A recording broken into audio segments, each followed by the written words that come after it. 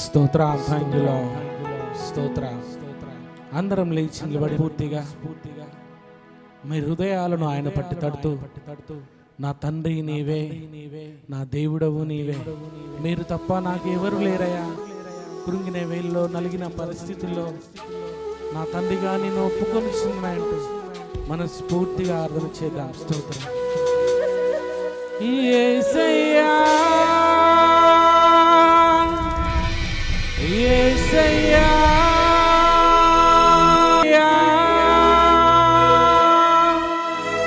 యేసయ్యా యేసయ్యా యేసయ్యా. అవునయ్యా, స్తోత్ర.